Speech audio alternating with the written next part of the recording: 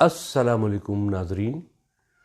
गुज़िश्ता दिनों मेरे क्लिनिक में एक नए पैदाशुदा बच्चे को, न्यूबॉर्न बेबी को लाया गया। उसकी वालदा की कंप्लेन ये थी कि इस बच्चे का रंग उन्हें कदरे ज़र्द नज़र आ रहा है। मैंने क्लिनिकल एग्ज़ामिनेशन किया तो वाकई उस बच्चे की नोज़ टिप, चीक्स पर, फोरहेड पर काफ़ी जर्दी थी, येलोइश था, और उसकी स्क्लीरा यानी आंखों की सफ़ेदी जब चेक की गई तो वो भी काफ़ी येलोइश थी। तो इसका मतलब है कि उस बच्चे को न्यूनेटल जॉन्डिस था। इसको हम फिजियोलॉजिकल जॉन्डिस भी कहते हैं, और ये नए पैदा होने वाले बच्चों में अमूमन हो जाया करता है, जिसकी थेरेपी या ट्रीटमेंट जो है वो फोटोथेरेपी होती है। यानी बच्चे को सुबह की नरम धूप, शाम ढलते हुए नरम धूप दिखाई जाती है, और इसी तरीके से बच्चे के कमरे में ट्यूबलाइट लगाई जाती है, और इसी तरीके से सफ़ेद बल्ब लगाए दिए जाते हैं। तो उससे आहिस्ता आहिस्ता ये जॉन्डिस जो है वो साफ़ हो जाता है, रिलीज़ हो जाता है।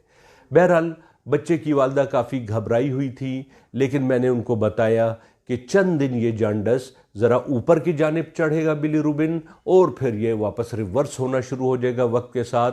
और इसी तरह मेरे कहने के मुताबिक तकरीबन 15-16 दिन में उस बच्चे में ये जॉन्डिस बिल्कुल सबसाइड हो गया।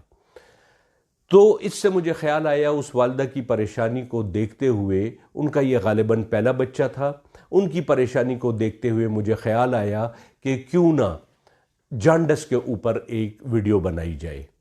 याद रखें नाजरीन, जॉन्डिस हम yellowish discolouration of the sclera को कहते हैं, यानी कि आंखों का कलर जर्द हो जाना due to high bilirubin level, यानी बिलीरुबिन जिस्म में हाई हो जाए तो इससे जॉन्डिस हो जाता है। याद रखें, हर जॉन्डिस हेपेटाइटिस बी या सी का शाखसाना नहीं हुआ करता है। जैसे कि मैंने बच्चे की बात आपको बताई, इसको न्यूनेटल जॉन्डिस कहते हैं, या इसको फिजियोलॉजिकल जॉन्डिस भी कहा जाता है। इसी तरीके से फिर एक हेमोलाइटिक जॉन्डिस होता है। अगर जिस्म में कोई ऐसी बीमारी आ जाए या कुछ ऐसी ड्रग्स खा ली जाए जो हेमोलिसिस करें, यानी कि खून में मौजूद रेड ब्लड कार्पसल्स को तोड़ फोड़ दें, तो उससे भी जॉन्डिस हो जाया करता है, जिस्म में बिलीरुबिन लेवल हाई हो जाता है।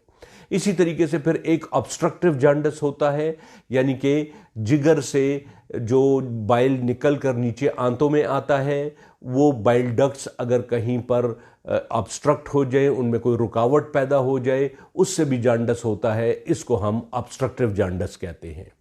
इसी तरीके से फिर एक हेपेटोसेलुलर जॉन्डिस होता है, यानी कि अगर लिवर के सेल्स जो है वो डिस्टर्ब हो जाए, डिस्ट्रक्ट हो जाए, मुतासर हो जाए, या तो हैवी ड्रग्स से या किसी केमिकल वगैरह से, और ख़ुसूसन अल्कोहलिज्म से, और इसके अलावा ख़ास जरासीमों से, जैसे कि hepatitis B virus, hepatitis C virus, अगर ये लिवर पर हमला कर दे, या हेपेटाइटिस ए वायरस, तो इससे भी जो है वो जॉन्डिस हो सकता है।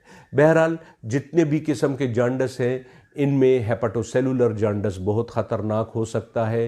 हेपेटाइटिस बी या सी की वजह से अमूमन ये ऐसा होता है, लिहाजा इसको नोटिस करना चाहिए, और या तो हेपेटोलॉजिस्ट से मिलना चाहिए, या हमारे क्लिनिक तशरीफ़ लाएं तो हम भी डायग्नोस करके बता सकते हैं कि किस टाइप का जॉन्डिस है, और उसी के हिसाब से उसकी ट्रीटमेंट की जाती है। लिहाजा अगर आपकी फैमिली में आसपास किसी बच्चे को, बड़े को, बूढ़े को, मर्द को, औरत को, किसी को भी जॉन्डिस मौजूद है, तो फिर इसकी तशख़ीस बड़ी ज़रूरी है।